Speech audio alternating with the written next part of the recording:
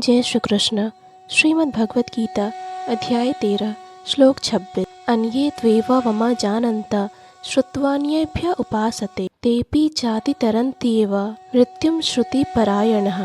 इस श्लोक में भगवान श्री कृष्ण कहते हैं कि ऐसे भी लोग हैं जो यद्यपि आध्यात्मिक ज्ञान से अवगत नहीं होते पर अन्यों से परम पुरुष के विषय में सुनकर उनकी पूजा करने लगते हैं। ये लोग भी प्रामाणिक पुरुषों से श्रवण करने की मनोवृत्ति होने के कारण जन्म तथा मृत्यु के पथ को पार कर जाते हैं। अर्थात यह श्लोक आधुनिक समाज पर विशेष रूप से लागू होता है, क्योंकि आधुनिक समाज में आध्यात्मिक विषयों की शिक्षा नहीं दी जाती।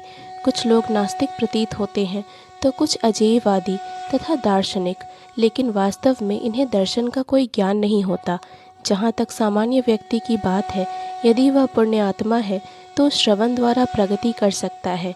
यह श्रवण विधि अत्यंत महत्वपूर्ण है। आधुनिक जगत में कृष्ण भावनामृत का उपदेश करने वाले भगवान चैतन्य ने श्रवण पर अत्यधिक बल दिया था, क्योंकि यदि सामान्य व्यक्ति प्रामाणिक स्रोतों से केवल श्रवण करे तो वह प्रगति कर सकता है।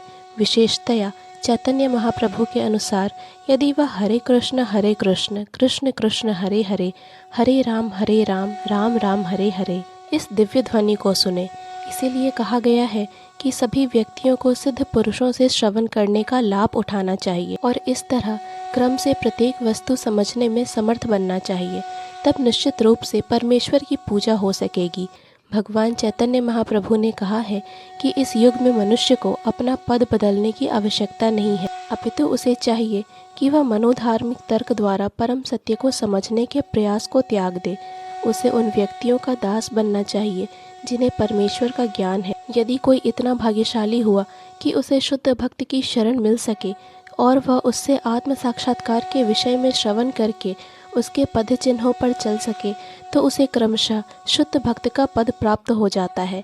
इस श्लोक में श्रवण विधि पर विशेष रूप से बल दिया गया है और यह सर्वथा उपयुक्त है। यद्यपि सामान्य व्यक्ति तथा कथित दार्शनिकों की भांति प्रायः समर्थ नहीं होता, लेकिन प्रामाणिक व्यक्ति से श्रद्धापूर्वक श्रवण करने से इस भव सागर को पार करके भगवत धाम वापस जाने में उसे सहायता मिलेगी।